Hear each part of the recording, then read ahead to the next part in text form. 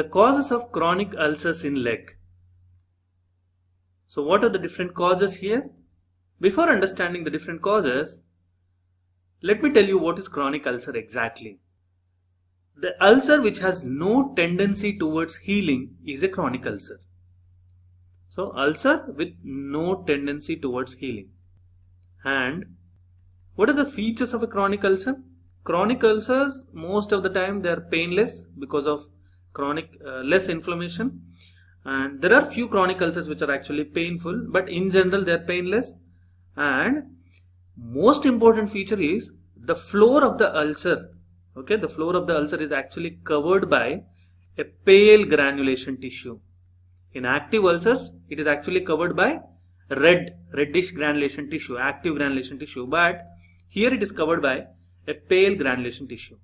When it comes to discharge, in a chronic ulcer, there is scanty or completely absent. So discharge is either scanty or completely absent when it comes to chronic ulcer. And the last feature is it has an indurated base or edges. Because of the chronic healing, the edges are indurated.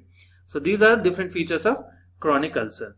So what are the causes then? When it comes to cause, the first cause, very important, is the venous ulcer.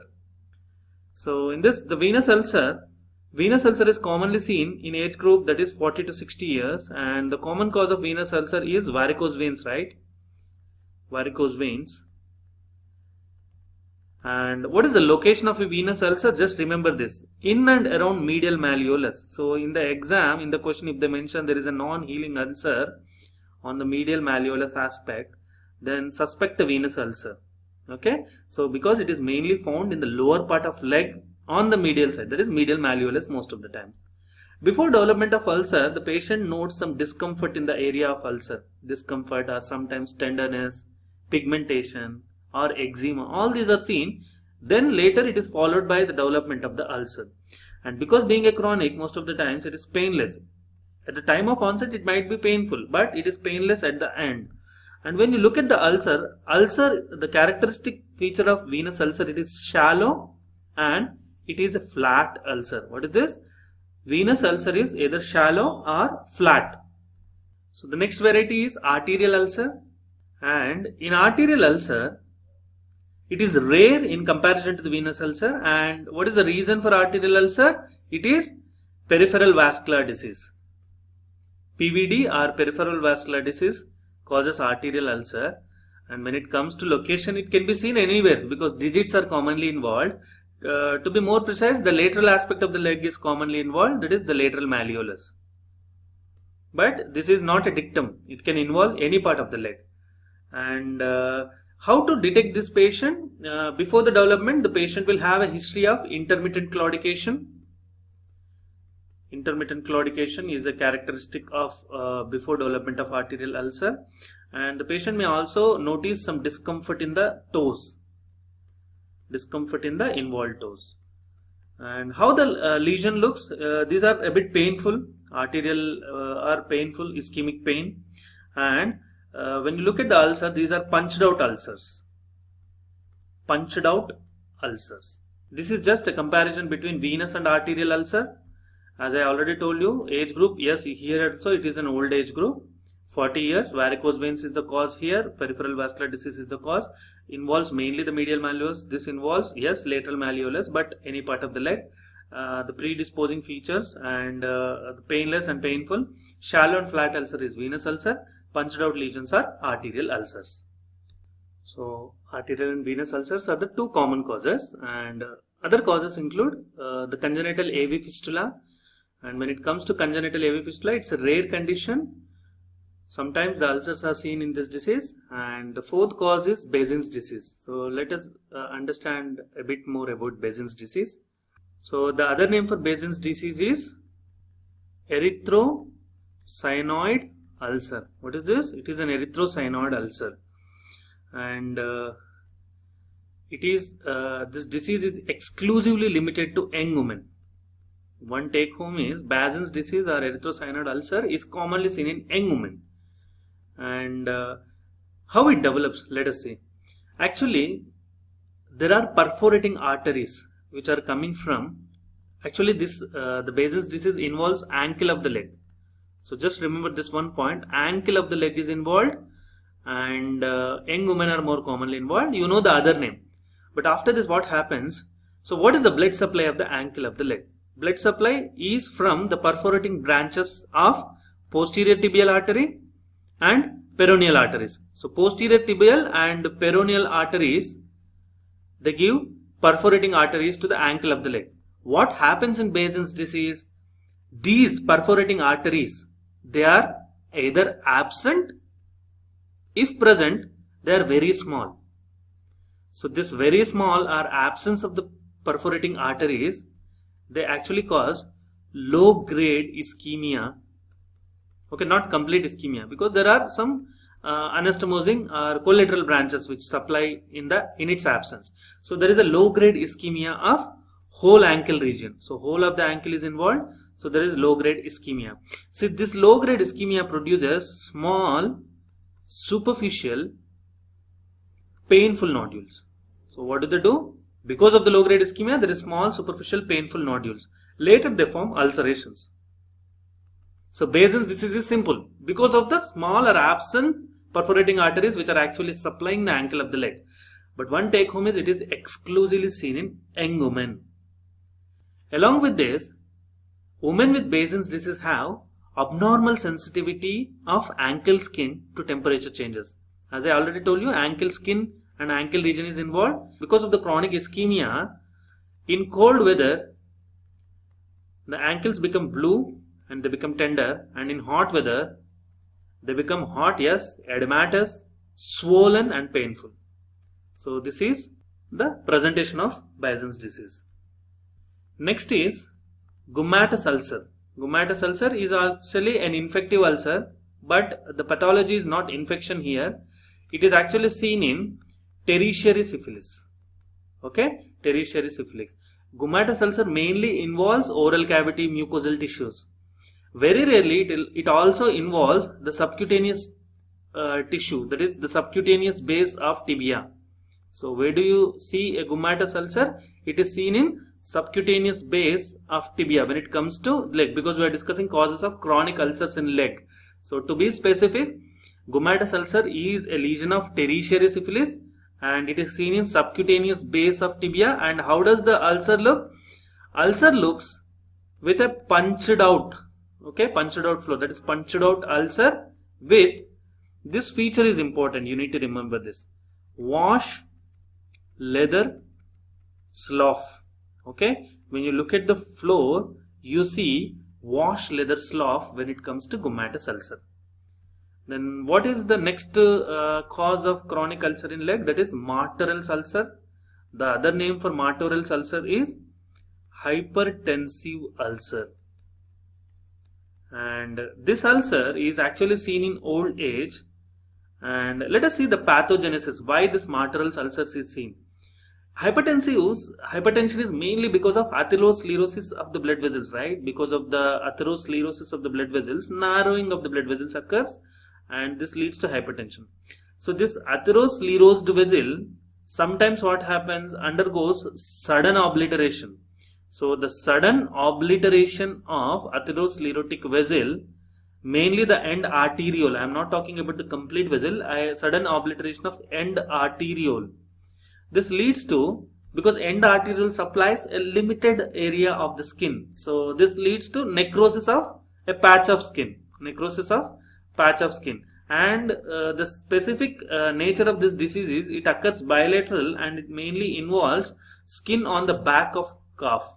Okay, back of calf, the skin is involved, there is necrotic patch there. So later this necrosis forms a punched out ulcer. Okay, and because it being a ischemic ulcer, okay, it is because of the ischemia, right? It being a ischemic ulcer, there is severe pain. Okay, patient has severe pain in this. So this is gummatous ulcer and martorell's ulcer. These are the two causes of chronic ulcers in leg. So let us quickly jump into other causes, that is infective ulcers. Infective ulcers are maybe because of tuberculosis, tubercular ulcer. Okay, cold abscess, then forms. These tuberculous ulcers are very rare when it comes to the leg part. Okay. Yes, syphilitic ulcers are nowadays rare. Syphilis in secondary and primary stages also they can form ulcers on the legs, but this is very rare because of treatment available. Penicillin treatment is used here. But more common nowadays, infective ulcers are more common because of Staph aureus. Okay, Staphylococcal aureus causes. This is the reasons behind Staph aureus incidence increase is unclean habits, poor hygienic conditions, inadequate dressing, maybe infected usage of infected dressings and all. There is a rise in Staphylococcus aureus infective ulcers in the leg part. And there is another infective condition that is caused by yaws. Okay, syphilis is by Treponema pallidum, but yaws is by Treponema pertenue. What is this? Treponema species is Treponema pertenue. And in yaws, what happens? There is development of painless ulcers. Okay, painless ulcers on the leg. But characteristic feature of yaws ulcers is they heal quickly within weeks. Heal quickly. Why I am saying quickly means chronic ulcers they take time. But these ulcers they heal quickly within weeks of period. But the scar has a specific appearance. The appearance of scar here is tissue paper like scar. What is this? Tissue paper like scar. So these are few infective ulcers. One is tuberculosis, other is syphilis. The most common nowadays is Staph aureus because of unhygienic practices, and also yaws, very rare but important because it heals like a tissue paper. There is one more ulcer which comes under infective category and which requires a special mention is Maloney's ulcer. What is this Maloney's ulcer? Maloney's ulcer is seen in patients of ulcerative colitis. Okay, patients with ulcerative colitis disease are prone for this Maloney's ulcer, or sometimes it is also seen in patients with existing ulcers. Already there is an existing ulcer and the patient may be now prone for development of Maloney's ulcer, maybe because of secondary infection. It may be rare when it comes to foot and leg part, but it is more common with abdominal ulcers, abdominal wounds. Any pre-existing post-operative abdominal wound may develop Maloney's ulcer. What exactly is Maloney's ulcer? It is an infective ulcer, as I already told you. When I say infective, what is the organism which causes it? So just make a note of it. The organism which causes Maloney's ulcer is microaerophilic, okay, non-hemolytic streptococci and Staph aureus. So if you can observe it here, I am mentioning two names. One is microaerophilic non-hemolytic streptococci and Staph aureus. Actually, they act in a symbiotic manner, symbiotic action. So let us say there is a patient with Maloney's ulcer. When we do a culture from the ulcer, every time it grows, both microaerophilic streptococci and Staph aureus. So they are not a separate infections, they are a single infection. So with a symbiotic action, these two organisms are producing Maloney's ulcer, and it is painful and tender, and this is one of the causes of chronic ulcers in leg. How the ulcer looks then in Maloney's ulcer? Maloney's ulcer, the specific the terminology which describes the ulcer of Maloney's is it is a burrowing or undermining ulcer. Okay, it is a burrowing kind of ulcer or undermining ulcer. And another infective ulcer is tropical ulcer. So what happens in tropical ulcer? Tropical ulcer is caused by Vincent's organisms. Okay, so the organism which is causing this infective tropical ulcer is Vincent's organism. To be more specific, the name of the organism is Bacteroides fusiformis. Bacteroides fusiformis is the name of the organism, and it is an indolent ulcer. What do we mean by indolent ulcer? Indolent ulcer is it takes time to heal. Like it actually refuses to heal. It never heals. When it heals after a long time, it heals with a parchment like scar. Okay, parchment like scar, pigmented scar. So while we are discussing the scar of the yaws, it has tissue paper appearance. When it comes to tropical ulcer caused by Vincent organisms, the healing is like parchment like scar. Okay, so these are the infective ulcers. What are the malignant ulcers? This is important. Malignant ulcers are caused by squamous cell carcinoma, otherwise known as epithelioma or epidermoid carcinoma. These are very rarely seen on the legs, okay, mostly after the age 40. But only two varieties needs a specific mention here. Okay, when you write them in the exam, they'll give you an edge over others. Okay, one is Cangri cancer and other is very important Marjolin's ulcer. So what we are discussing now, we are discussing malignant ulcers. Primary is squamous cell carcinoma. Squamous cell carcinoma which is arising in back of the thigh, and it is an ulcerative or fungating kind of stuff. Okay, it is fungating or ulcerative lesion. This is seen if this SCC, that is squamous cell carcinoma, is seen in patients handling Cangria. What is Cangria? Cangria is a portable charcoal brazier. People who are sitting on Cangria, this leads to Cangri cancer. Okay, and it is seen on back of the thigh. What is Marjolin's ulcer then? Let us see, there is a long-standing benign scar or ulcer or post-burn stage, if there is a burn. On this long-standing lesion, if squamous cell carcinoma is arising, then it is known as Marjolin's ulcer. Any long-standing ulcers on which squamous cell carcinoma is developing is Marjolin's ulcer. Marjolin's ulcer is actually also seen in venous ulcers. Okay, venous ulcers, varicose veins may later develop Marjolin's ulcer. I'll give you a few more points here. Now you know what is malignant ulcer, what is the difference between a Cangri cancer and Marjolin's ulcer. Marjolin's ulcer, I'll call it as a secondary squamous cell carcinoma, is different from primary because it is developing from scarred region or a chronic lesion. The lymphatic spread is less. So because lymphatics are already disturbed here, Marjolin's ulcer do not have any lymphatic nodal metastasis, but primary SCC spreads through the lymphatics. This is first point. So when it comes to lymphatics, lymphatic spread is very rare or absent in Marjolin's ulcer. Second point is, actually squamous cell carcinoma is radiosensitive. We treat a squamous cell carcinoma of esophagus, stomach and all, we treat them by radiation. But when it comes to Marjolin's ulcer, it is radioresistant. So this is the two features which differentiate a Marjolin SCC from a normal SCC. So do not confuse between a trophic ulcer and tropical ulcer. Okay, because most of the students they get confused. Tropical ulcer is an infective ulcer caused by Vincent organisms, as we already discussed. Then what is trophic ulcer? Trophic ulcer is neurogenic ulcer. Neurogenic. The principle behind development of trophic ulcer is, it is a result of repeated trauma to insensitive part of the body. Let us say this is the foot part, okay, foot part, and the nerve supply is absent or there is a problem with the nerve supply. Maybe there are different causes for it, but because of decreased sensitivity, so it is not carrying pain sensations. So because of the repeated trauma and the patient is unaware of the repeated trauma, the patient may develop chronic ulcers.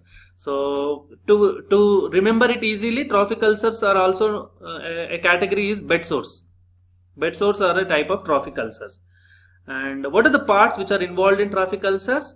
Let us say if the patient is ambulatory, because sometimes trophic ulcers are more common, bed sores are more common seen in bedridden patients. But if the patient is moving, if he is alright and ambulatory, the heel of the foot and also the ball of the foot and heel of the foot are commonly involved. And if the patient is non-ambulatory, that is bedridden patients commonly develop bed sores or trophic ulcers mostly in the buttocks and also the back of the heel. So back of the heel. So these are the parts which are involved in formation of trophic ulcers. So what are the different causes of trophic ulcers? Make a note of this list. This is very important. One is leprosy. Leprosy causes trophic ulcers. Second is spinal shock. Spinal shock or paralysis. Patients post CVA or stroke, they have high chances of developing bed sores because they cannot move. This is not because of loss of sensitivity, because they are bedridden. And peripheral nerve injury. Peripheral nerve injury also leads to trophic ulcers. And diabetic neuropathy. We will be discussing diabetic foot in detail, but diabetic neuropathy because of the loss of neural sensation, loss of pain and temperature carrying sensations and vibration, there is repeated trauma here. And there are 3 neurological conditions which require special mention, which where trophic ulcer is seen. One is stapes dorsalis, and other is transverse myelitis, and meningomyelocele. So these are the neurological causes. I don't want to go into the details of these, but what are the causes of trophic ulcers? Leprosy, paralysis, peripheral nerve injuries, diabetic neuropathy, stapes dorsalis, transverse myelitis, and meningomyelocele. So these are the causes for trophic ulcer. Last very important chronic cause of ulcer in the leg, and which requires a special mention, is diabetic ulcers. Diabetic ulcer or diabetic foot is because of 3 causes. Just remember these 3 causes. One cause I already told you. What is that? Diabetic neuropathy. And diabetic neuropathy causes trophic ulcer. And there is another cause, that is diabetic atherosclerosis. When there is atherosclerosis, there is actually vascular occlusion, right? So I'll put it under the category of arterial ulcer. The third, very important, because diabetics are prone for recurrent infections because of the high glucose laden state. All the cells, all the tissues are rich of glucose. Even in minimal infection can spread like anything, right? So I'll call it as glucose laden tissues. Okay, glucose laden or hyperglycemia, I'll call it as hyperglycemic state, leads to infective ulcer because infections are common. So what are 3 causes of diabetic foot or diabetic ulcers? Diabetic neuropathy, diabetic atherosclerosis, or hyperglycemia, leading to trophic ulcer, arterial ulcer, or infective ulcer. So let me quickly summarize what are the different causes of chronic ulcers in leg, starting with venous ulcer, arterial ulcer, infective ulcers, malignant ulcers, trophic ulcers, diabetic foot, okay, Martinel's ulcer, that is hypertensive ulcers, Melanese ulcer, gummatous ulcers. These are all the different causes of chronic ulcers in leg. So there are 10 categories as we discussed.